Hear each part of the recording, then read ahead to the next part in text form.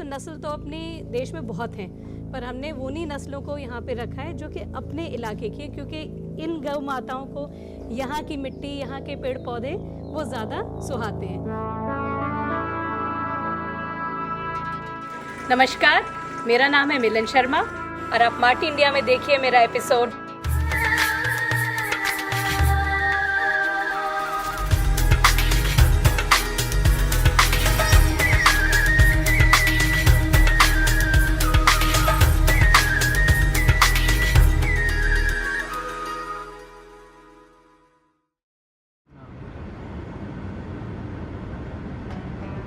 माटी से जुड़ी एक प्रेरणादायक कहानी की खोज में आज मैं जा रहा हूं दिल्ली से करीब 40 किलोमीटर दूर फरीदाबाद के पावता गांव, जहां एक महिला की कुछ अलग कर गुजरने की इच्छा शक्ति ने पुरुषों की सोच को इम्यूनिटी बूस्टर का डोज दिया है। माटी इंडिया के पहले एपिसोड में आज आप मैजिकल मिलन शर्मा की कहानी देखने जा रहे हैं।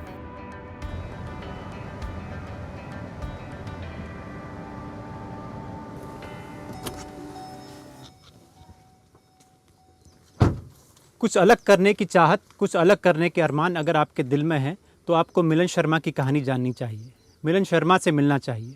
मिलन शर्मा एक मल्टीटास्किंग, मल्टी टैलेंटेड महिला हैं।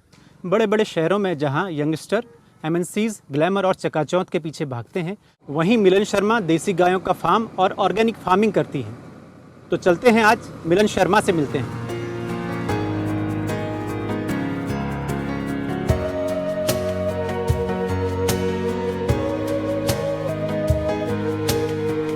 मुख्य सड़क से करीब 700 मीटर दूर रेवनार फार्म है, जो करीब 3 एकड़ में फैला है।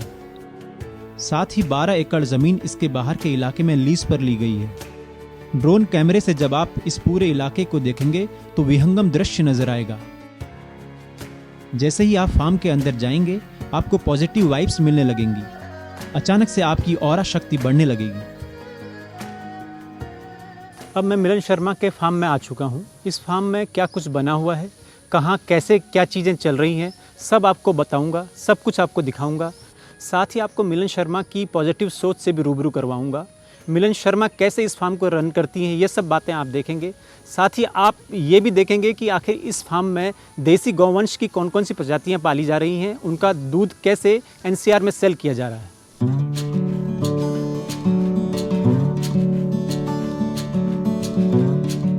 मिलन शर्मा के बारे में अभी सिर्फ मैं इतना बता दूं कि उनकी स्माइल $1 मिलियन वाली है। घर उनका नोएडा में है, लेकिन वहां से 40 किलोमीटर दूर सोहना रोड पर बने फार्म में वो हर दिन हर सुबह आती हैं और देर शाम ट्रैफिक से जूझते हुए घर लौटती हैं। जैसे मिलन जी ने माटी इंडिया का वेलकम किया, ठीक इसी गर्मजोशी से वो फार्म में सबका स्वागत करती हैं। उनके इस गुण में हायर एजुकेशन के साथ साथ एक टीचर के रूप में बिताया उनका पास्ट भी रहा है। मिलन काउ फार्मिंग से पहले बच्चों को जर्मन विषय में पारंगत किया करती थी। नमस्कार। नमस्ते। नमस्ते मैम। आपको रास्ता आसानी से मिल गया फार्म का? एकदम कोई दिक्कत नहीं। चलिए बढ़िया है। आपका बहुत बहुत स्वागत है माटी इंडिया में। मेरा पहला एपिसोड मैं चाहता था आप ही से शुरू हो, तो आपका बहुत बहुत स्वागत है मैम। बहुत बहुत धन्यवाद कि आपने मौका दिया। और जिस मकसद से मैं आपसे मिलने आया हूँ और दर्शकों को जानकारी देने आया हूँ कि कैसे आप एक सफल डेयरी फार्म चला रही हैं, और वो भी देसी गौवंश का। तो बिना देरी करते हुए सबसे पहले आप थोड़ा सा मुझे ये बताइए कि ये प्रेरणा और ये खास देसी गाय के बारे में आपने क्यों सोचा और कब से ऐसे किया? प्रेरणा का स्रोत तो कह सकते गाय के लिए मेरे जो ससुर जी थे, मेरे हस्बैंड के जो पिताजी मथुरा के रहने वाले हैं, परिवार मथुरा का है, तो शुरू से ही गौ सेवा का उनमें भाव रहा है। अब वो नहीं है, 2017 में उनका निधन हो गया था। पर उनके निधन के बाद तब मेरे जो पति हैं चेतन जी, उन्होंने उनकी याद में 2 अच्छी साहिवाल गाय लाने की सोची। वो 2 से कब धीरे धीरे करते करते हम 180 पे भी आ गए। अब हमारे पास हमारा पूरा परिवार 180 माँ गाय बछड़ों का है, तो इतना बड़ा हो गया है। और दूसरी एक और प्रेरणा जो है वो भी मेरे पति के द्वारा ही है, जिनका ये मानना है कि जो हम कहते हैं be Indian, buy Indian, support India, कि अगर आप इंडिया। भारतवासी हैं तो आप जी। भारत के ही सामान भी भारत का खरीदिए। अब आप देसी गाय की बात कर रहे हैं तो वो भी अपने जो भारतीय गौवंश है, भारतीय नस्लें हैं, उनको ही हम यहाँ पे ज़्यादा रखते लेकिन हैं। मैंने सुना कि आप पहले टीचिंग में कुछ लाइन में थी। बिल्कुल। तो फिर वो छोड़ के एक बहुत ही अचानक इतना मतलब 360 डिग्री जो कहते हैं ना, वहाँ आप क्यों आ गई, ये थोड़ा सा। ये भी जैसे अगर आप कोई और बोलेगा, वो बोलेंगे कि मैं गाय पाल रही हूँ, पर मैं कहती हूँ कि गाय हमें पाल रही है। ये अच्छा। ये फैक्ट है कि गाय हम लोगों को पालती है, हम गाय नहीं पाल सकते। और दूसरा ये है कि ये सब भगवान की लीला है। जो बैकग्राउंड है बायोकेमिस्ट्री का, उसके बाद जर्मन पढ़ी, टीचिंग की, जर्मन लैंग्वेज की भी की, साइंस की भी की, और उसके बाद फिर कॉर्पोरेट वर्ल्ड में जर्मन गवर्नमेंट के साथ एक प्रोजेक्ट में उसमें भी काम करने का मौका मिला। तो जैसे जैसे भगवान मुझे जो जो रास्ता दिखाते गए उस पे हम चलते गए, और उसके बाद वही मुझे इधर ले आए जहाँ पे अब गौ पालन और जहर मुक्त खेती कर रहे हैं हम इनकी वजह से। तो मैं एक चीज़ बड़ा समझना चाहता था, जो मेरा व्यक्तिगत सोच है कि क्या ये एक सस्टेनेबल बिजनेस मॉडल है देसी गाय? बिल्कुल है, पर थोड़ा सा उसके पीछे जो सोच है, जैसे कोई ये मान के इस व्यवसाय पे आए कि मैं दूध बेचना चाहता हूँ, तो आप दूध बेचने का नहीं सोचिए। आप ये सोचिए कि देसी गाय जो है, जब मैंने कहा कि वो हमें पालती हैं, तो खाली हमें उनको हम जो गाय हमारी माता है ऐसे ही नहीं कहा जाता। बचपन में तो खैर उसमें बच्चे और भी गाय हमारी माता है और आगे आगे कुछ गाते हैं, पर एक सत्य वचन है कि गाय हमारी माता है। क्योंकि जो गाय है, देसी गाय, उसका दूध जो बिल्कुल ह्यूमन मिल्क है उससे बहुत करीबी होता है। तो जो छोटे बच्चों को अगर यदि माँ अपना दूध नहीं दे पाती तो गाय के दूध से वो बहुत अच्छी तरह से पल सकते हैं, और किसी दूध से वो बच्चे को इतना फ़ायदा नहीं होगा जो अपनी देसी गाय से होता है। गाय हमें और भी बहुत कुछ देती है, बहुत कुछ ऐसी चीज़ें जो इनके गोबर में जो गुण हैं, इनके गौमूत्र में जो गुण हैं, उन सब का हम उस सब का उपयोग कर पाएँ, उस सब का फ़ायदा कर पाएँ। तो उसमें सबसे पहली चीज़ है कि खेती को ज़रूर, अगर आप गौ पालन में हैं तो खेती उसके साथ ज़रूर जोड़ें, क्योंकि गौ पालन के साथ साथ जो आप जहर मुक्त खेती कर सकते हैं बिना किसी पेस्टिसाइड के, बिना एक भी पैसा फर्टिलाइज़र, मैन्योर, पेस्टिसाइड, किसी भी केमिकल पे खर्च किए, आप बहुत अच्छी खेती इनके साथ कर सकते हैं। तो अगर आप उसे जोड़ते हैं, आप अन्न, तिलहन, दलहन, इन सब की खेती करें, दूध के साथ साथ गोबर से बने जितने भी उत्पाद हैं आप उनको भी आप मार्केट करें, तो बिल्कुल एक बहुत अच्छा सस्टेनेबल मॉडल है।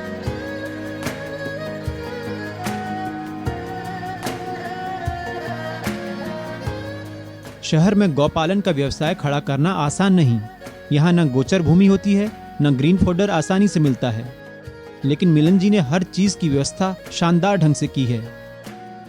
गाय और उनके बछड़ों को रखने के लिए 5 सेक्शन में बांटा गया है, ताकि हर उम्र, हर तरह के देसी गौवंश की सही से देखभाल हो सके। अब हम उस सेक्शन में आ चुके हैं जहाँ पर देसी गौ माताएं रह रही हैं। ये मिल्किंग वाली गौ माताएं हैं, यहाँ से इन गायों से दूध निकाला जाता है। ये प्रेगनेंसी के करीब पहुँच चुकी गौ माताओं का सेक्शन है। तो यहाँ कौन कौन सी गौ माताएं हैं, किस नस्ल की गौ माताएं हैं, ये हम जानेंगे। तो अब सारी बातें इनके बारे में मिलन जी से जानते हैं। तो मैम, कौन कौन सी नस्ल की देसी प्रजाति की गायें हैं इस वक्त? जैसा आप देख रहे हो रोहित जी के, आपने पूछा कौन सी नस्ल की है, तो नस्ल तो अपने देश में बहुत हैं, पर हमने उन्हीं नस्लों को यहाँ पे रखा है जो कि अपने इलाके की हैं, क्योंकि इन गौ माताओं को यहाँ की मिट्टी, यहाँ के पेड़ पौधे वो ज़्यादा सुहाते हैं। तो पंजाब, हरियाणा, राजस्थान की जो नस्ल हैं उसमें जो दुग्ध उत्पादन वाली नस्ल है वो मेन है साहिवाल। तो अपने पास साहिवाल गाय बहुत सारी हैं, और साहिवाल तो आप इधर जितने भी ये भूरे रंग की गाय दिख रही हैं, इनका भी रंग पाकिस्तान की तरफ जाएंगे तो बिल्कुल डार्क ब्राउन, ब्लैकिश रेड होगा, धीरे धीरे रेडिश ब्राउन, और जितना हम हरियाणा करनाल की तरफ आते हैं तो थोड़ा सा येलोइश कलर की भी आ जाती हैं। आपको यहाँ पे सभी तरह की वो यहाँ पे देखने को मिलेंगी।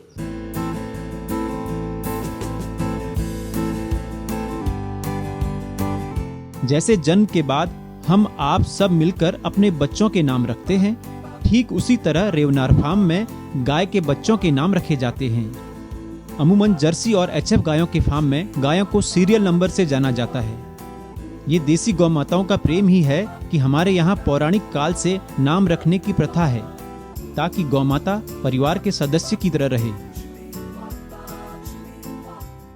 ये भूरी है, अच्छा, इसका नाम आपने भूरी रखा है। हाँ, नाम सभी का है जी। पर इनका नाम भूरी ये भी मेरी सासू माँ ने रखा। हमारे यहाँ मथुरा में गोरे को भूरा बोला जाता है वहाँ पे। अच्छा, तो मैंने कहा ये बिल्कुल गोरी चिट्टी गाय है तो इसलिए इसका नाम भूरी हो गया। तो बड़ी शांत किस्म की लग रही है गाय। शांत नहीं है अच्छा पर लेकिन लग रहा है भूरे को देख के थोड़ा सा। शायद आपको देख के, पर हाँ वैसे मतलब मेरे से इसका कुछ ज्यादा ही स्नेह है। मैं जहाँ जहाँ चलूंगी तो मेरे साथ साथ पीछे पीछे आ जाएगी। तो ये कितने ब्यात में चली गई मैम?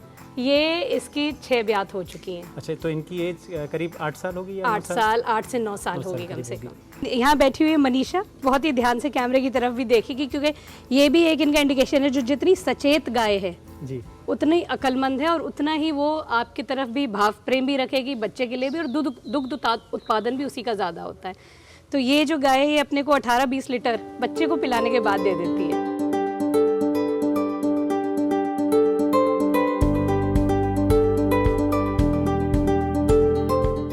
गाय के बच्चों के स्वास्थ्य के लिए पहले 3 महीने तक कम से कम 2 थन का दूध की आवश्यकता होती है। मिलन जी ने इस फॉर्मूले को पहले दिन से ही फॉलो किया है। अगर गाय के बछड़ों को 2 थन का दूध नहीं पिलाया जाता तो अच्छी ब्रीड तैयार करना मुश्किल हो जाता है। ये एक गाय दिख रही है हमें, काबरी कुछ नस्ल की, ये कौन सी जी ये राठी गाय है, राजस्थान की नस्ल होती है। इसका नाम तितली है। अच्छा, क्योंकि तितली जैसी भी तितली है। जैसी थी इसीलिए यहाँ पे बच्चों ने इसका नाम Spotted तितली कुछ रख है। दिया। जी। तो तितली गाय राठी है। अच्छा, तो राठी की मैं देख रहा हूँ स्किन बड़ा टाइट सा है, कुछ खास या नहीं, ये इस तरीके से बैठी हुई है इसलिए आपको लग रहा है, पर वैसे हाँ तितली हमारी वो वाली गाय है जिसको के सबसे मुलायम वो है, इसकी स्किन यहाँ गर्दन पे मुलायम है। आप अगर आएंगे तो शायद थोड़ा डरेगी। अच्छा। हाँ डरेगी क्योंकि नए व्यक्ति को देख के थोड़ा सा डरती है। तो ये मिल्किंग में है या अभी? बिल्कुल मिल्किंग में है राठी। और राठी जो नस्ल है ये बेसिकली राजस्थान में थारपरकर और साहिवाल का कभी बहुत पहले अपने आप जो नेचुरल क्रॉस होकर के बनी है वो है ये। लेकिन मैंने सुना है कि जो है राठी जो है बहुत मजबूत गाय है, और क्योंकि उन इलाकों में रही है जहाँ पानी की कमी है, जहाँ ग्रीन ग्रास की कमी है, मतलब फॉडर की बहुत कमी है, लेकिन ये अपने आप को वहाँ से उस एटमॉस्फेयर में अपने आप को फिट बैठ के रखती है। ये भी हम लोग जैसे मानते हैं कि राठी वहाँ की असल में सारी गाय जी, अपनी जो देसी नस्ल की गाय है और साहिवाल है, चाहे थारपरकर है, चाहे राठी है या हरियाणी है, ये सब कम से कम पानी और कम से कम हरे इलाके में भी बहुत अच्छी तरह से जीवित रह सकती हैं और अच्छा दूध भी दे सकती हैं। इनका एक मेन रिक्वायरमेंट जो है कि इन्हें खुला चलने फिरने की मौका मिलना चाहिए। चलने फिरने की बात की मैम ने, तो इनके चरने फिरने के लिए एक पूरा एरिया बना हुआ है। वो कपिला है, कपिला सामने, ये बिल्कुल पाकिस्तान से उस बॉर्डर की है, अबोहर से आई हुई है। तो आप देखेंगे रंग इस साहिवाल का बिल्कुल काला ब्राउन वैसा है। और ये इधर करनाल के साइड की है, संगीता है, ये माला है, ये तो भूरी हो ये गई। भूरी है। पीछे आपने तितली, मनीषा, उषा, कजरी, पीछे उधर बैठी हुई है गीता, आगे रागिनी खड़ी है, मधु खड़ी है, और एक करीना भी है। अरे वाह। बिंदिया, एक करीना जो एक्ट्रेस है, एक करीना जो यहाँ फार्म हाउस की शान बढ़ा रही है। ये बिल्कुल हमारे यहाँ की शान बढ़ा रही है। वो हमारी सबसे टॉल गाय है, कौन सी? वो तो देखना चाहेंगे फिर। बिल्कुल करीना से आइए मिलना चाहेंगे। आइए करीना, करीना से खूबसूरत लग रही है मैं ये। करीना वाकई में ये इनकी लंबाई भी मैं देख रहा हूँ बहुत ज्यादा है। देखिए, तो सबसे मतलब रैंप वॉकिंग अगर करानी हो तो करीना तो है। ये गिर नस्ल है। ये गिर नस्ल है। अच्छा, तो ये हमारे पास एक ही है क्योंकि फिर उसके बाद मैंने कहा कि गुजरात की नस्ल को हम गुजरात में ही खुश रहने थे तो ज़्यादा अच्छा है, और यहाँ हरियाणा पंजाब की नस्ल वो अपने पास यहाँ ज़्यादा है।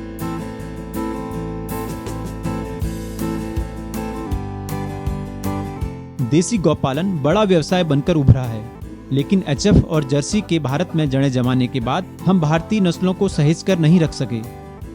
इस वक्त भारत भूमि में करीब 45 देसी नस्ल की गौमाताएं मौजूद हैं। इनमें से गिर नस्ल की गायों पर देश में ही नहीं विदेशों में भी अच्छा संवर्धन का काम हुआ है।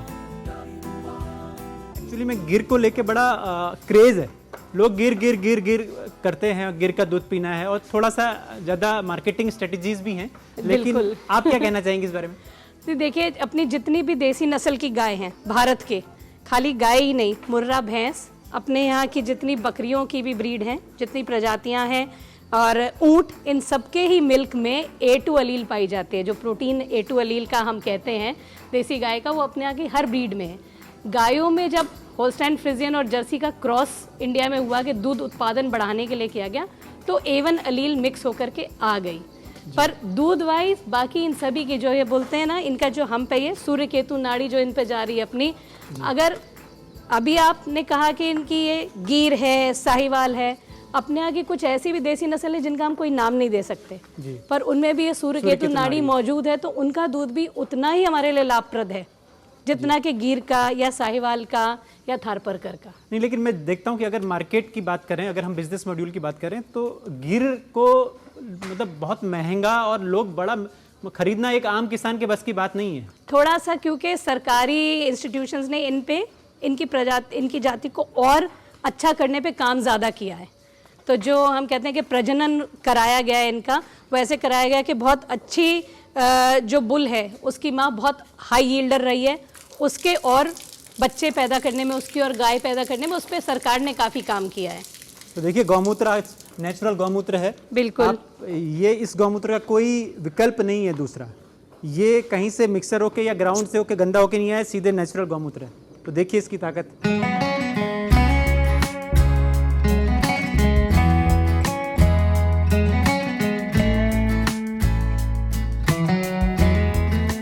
बातों ही बातों में आपको बता दें, मिलन शर्मा ने डेयरी सेक्टर में उतरने के लिए NDRI करनाल से बाकायदा ट्रेनिंग ली है। इसके बाद उन्होंने एक व्यवस्थित शेड का निर्माण करवाया, गांव-गांव घूमकर देसी गौ माताएं खरीदी, गोबर प्लांट लगवाया, बिजली के लिए सोलर पैनल लगवाए। 2017 में उन्होंने रेवनार फार्म की शुरुआत की और अब इतने कम समय में इनकी देसी गौपालन पर जबरदस्त पकड़ हो चुकी है। ये सेक्शन के बारे में आप हमें कुछ खास बताइए। ये अपने सबसे छोटे वाले बच्चे हैं जो 3 महीने से छोटे बच्चे हैं। यहाँ पे बिल्कुल वो बच्चे हैं जो कि अभी पूरी तरह से माँ के दूध पे ही डिपेंडेंट है अपने विकास के लिए। अच्छा। ये अभी और जो इनको खाने को मिलता है वो थोड़ा हरा और दही के साथ चोकर या उबला हुआ दलिया। इनको अभी बाकी खल या और कोई ग्रेन हम नहीं डालते हैं क्योंकि अभी इनका पेट का विकास नहीं हुआ। अगर होगा तो फिर ये इनके पेट की प्रॉब्लम हो जाएगी। पेट की प्रॉब्लम हो जाएगी, बिल्कुल। तो ये अभी कब तक रहेंगी इस इलाके 3 में? महीने तक यहाँ रहते हैं जी। उसके बाद जैसे जैसे 3 महीने से बच्चा बड़ा हो जाता है, वो धीरे धीरे माँ के आगे, जब दूध पीने के बाद आगे बांधते हैं, जब तक माँ का दूध हम निकालते हैं, माँ इसको चाटती है, जो गौ माता है अपने बच्चे को चाटती रहती है, ये उनके खाने में मुंह डालना धीरे धीरे शुरू कर देते हैं। तो उनकी जो लार से, जो गौ माता की लार जो गिरी है, वो जब इनके पेट में जाती है, उससे इनके पेट का विकास और जल्दी हो जाता है। मुझे लगता है कि इनका भी आपने सबका रखा होगा ना? इनका सबका नाम मैं रखती हूँ, और जो हमारे फार्म पे और जो बच्चे हैं, जब परिवार रहते हैं ना, उनके बच्चे हैं छोटे छोटे। अच्छा। वो मेरी मदद करते हैं, वो कई बार नाम चूज कर ले आते हैं। ये चिल्लर पार्टी है जो? हाँ, ये मेरे साथ यहीं खड़े हुए हैं बहुत सारे बच्चे, ये चारों बच्चे यही नाम इनके रखवाते हैं। और रोहित तो खासकर, ये मेरी मामी का नाम है, ये रख दो, ये मेरी चाची का नाम है, ये रख दो। ऐसे करके इनके नाम अच्छा, कोई पंडित की जरूरत नहीं है भाई, कोई पंडित की जरूरत नहीं। पैदा होते ही हमारे इनसे बड़ा पंडित कोई नहीं है। जिनके मन इतने साफ हैं, इनसे बड़ा पंडित कोई नहीं। इधर जो गाय हैं, ये अपनी ज़्यादातर, इधर सारी गाय वो हैं जो कि प्रेगनेंसी में एडवांस स्टेज में है। 7वें महीने इनका भी हमारे जैसे 9 महीने 9 दिन में हम मानते हैं कि काविंग हो जाती है, जेस्टेशन पीरियड जिसे बोलते हैं। तो 7वें महीने के बाद हम दूध नहीं लेते गाय का, क्योंकि उसके शरीर को, बच्चे को भी डेवलप होने की ज़रूरत है, गाय के शरीर को भी। तो 7वें महीने प्रेगनेंसी के साथ धीरे धीरे उन्हें ड्राई कर दिया जाता है, तो वो सारी गाय इधर आ जाती हैं। तो ये अभी कितनी गाय हैं यहाँ पर इस वक्त? इस वक्त आप इधर देख सकते हैं 20 के करीब गाय हैं, और एक ये हमारे यहाँ की, अपने यहाँ की बछिया है, जो कि अब गाभिन हो गई है, हमारी पहली बछिया। हाँ, फर्स्ट टाइम गरिमा पहलौन की है, हमारे यहाँ ही पैदा हुई है। अच्छा। और अब गाभिन हो गई। तो मतलब ये कम से कम 2.5 से 3 साल की? जी बिल्कुल, हाँ, ये 3 साल अब पूरे ही हो गए इसको। 3 साल में ये उसी की बच्चे, मैंने आपको जो प्राइज विनिंग गाय दिखाई थी, मनीषा की बिटिया है ये, उसकी ये पहली बिटिया। तो इसका नाम क्या है? इसका नाम गरिमा है। तब तक हम माँ पे नहीं चल रहे। अच्छा। अब आपने हाँ, तब ये अच्छी सुंदर बच्चियाँ तो गरिमा माई थी। ये काफी बुजुर्ग माता लग रही है। हाँ, ये थोड़ी बुजुर्ग भी है। इनका नाम स्नोई है, बिल्कुल सफेद है, बर्फ जैसा, तो इसका नाम स्नो से स्नोई रख दिया गया था। तो ये भी अभी ये गाभिन है, ये 21 तारीख की इनकी डेट है एक्सपेक्टेड, पर 10-12 दिन आगे पीछे हो जाता है, तो हो सकता है कि जल्दी आ जाए। तो ये कौन से ब्यात में है मैम?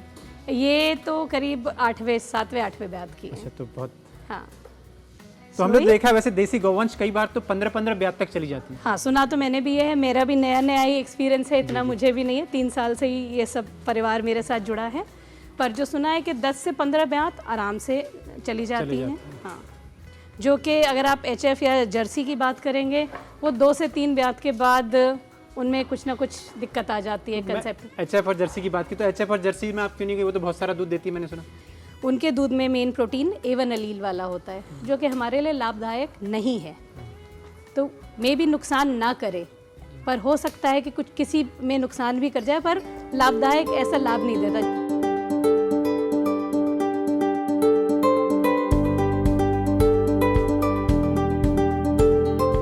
भारत में ज़्यादातर लोग दूध की गुणवत्ता को लेकर जागरूक नहीं हैं। उन्हें नहीं पता कि A1 और A2 प्रोटीन दूध में से कौन सा बेहतर है। दूध की गुणवत्ता के बारे में आने वाले वीडियोस में हम डिटेल में जानकारी देंगे। अभी इतना जानिए कि देसी गाय का दूध हमारी संस्कृति, हमारे जीन में रचा बसा है।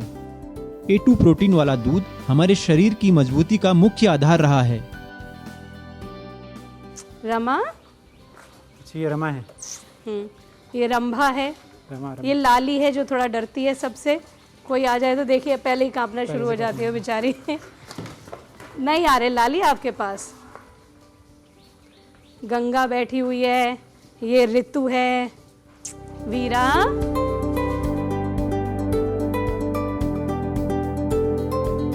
अब हम कौन से सेक्शन में मैम? ये रोज जी वो बच्चे हैं जो 3 महीने से बड़े हैं। 3 महीने से बड़े हैं पर माँ के पास दूध पीने भी जाते हैं, पर चूंकि इनका पेट का पूरा विकास हो चुका है, थोड़ा सा डरेंगे क्योंकि आप नए व्यक्ति हैं यहाँ पे। जी। तो इनके पेट का पूरा विकास हो चुका है, तो ये केवल दूध पे नहीं अब जी सकते। इनको और दाना खाना, और जैसे सरसों की खल, जौ, गेहूँ, मक्का, ये सब डलना शुरू हो जाता है, जो कि गाय भी खाती हैं उस क्वांटिटी में। तो वो बच्चे इस शेड में हम ले आते हैं। जिस टाइम दूध निकलेगा तब ये जाएंगे माँ के पास दूध पीने, और बाकी फिर ये इधर ही रहते हैं खुले। तो ये सुबह से शाम तक, मतलब रात तक यहीं रहती? आजकल अभी जिस दिन आप आए हैं थोड़ा बारिश के मौसम की वजह से बाहर नहीं गए हैं, क्योंकि हमने एक जो खेत ले रखा है उसको हमने 3 भाग में डिवाइड कर दिया है।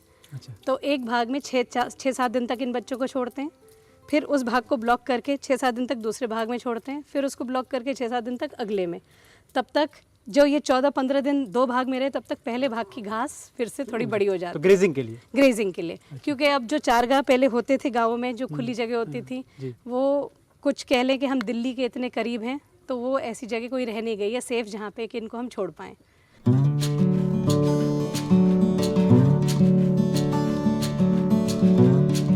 गायों का आखिरी सेक्शन यानी शेड कुछ दूर पर जाकर है। वहाँ 3 महीने से ऊपर के बछड़े बछड़ियाँ रखे जाते हैं। वो सब इस वक्त गौपथ पर हैं। गौपथ इसलिए भी जरूरी होता है क्योंकि गाय का चलना जरूरी है। चलने से दूध की गुणवत्ता बेहतर होती है और गाय स्वस्थ रहती है।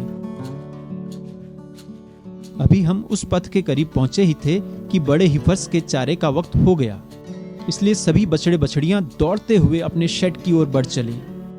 ये दृश्य देखकर हमारा तो दिन बन गया।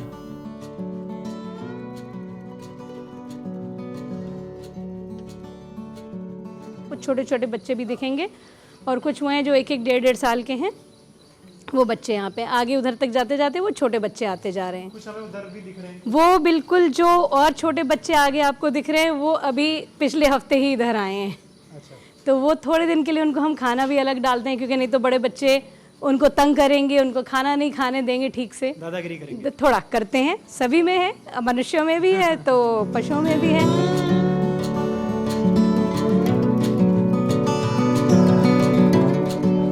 जब से मिलन शर्मा देसी गौ माताओं के बीच में हैं, उनके अंदर का हर विकार खत्म हो गया है, क्योंकि गौ शक्ति के साथ समय बिताकर उन्होंने अपनी इम्यूनिटी सुपर स्ट्रॉन्ग कर ली है।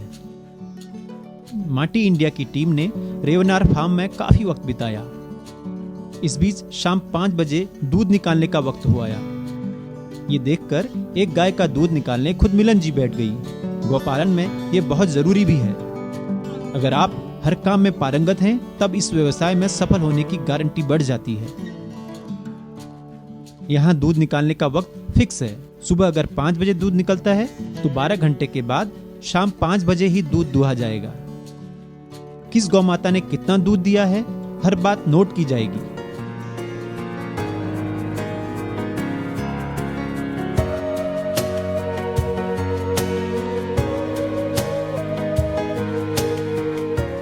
मिलन के मिशन में उनके पति चेतन भरपूर साथ देते हैं। दिल्ली, नोएडा, फरीदाबाद में रेवना फार्म की देसी गौ माताओं का दूध 100 रुपए किलो तक बिकता है। कस्टमर्स में इनके दही और पनीर की अच्छी मांग है। रेवनार फार्म अपने ग्राहकों को उच्च क्वालिटी का बिलौना देसी घी पहुंचाता है, जिसकी कीमत 2400 रुपए प्रति किलो है। इसके अलावा मिलन केमिकल फ्री तुअर, उड़द की दाल, सरसों का तेल, आटा, चावल उचित दामों पर कस्टमर को डिलीवर करती हैं। मथुरा के फार्म में मिलन गौ आधारित जैविक खेती बड़े स्तर पर कर रही हैं। उनके 2 बच्चे वेल सेटल्ड हैं। एक विदेश में इंजीनियर है तो दूसरा भारतीय सेना से जुड़ा है।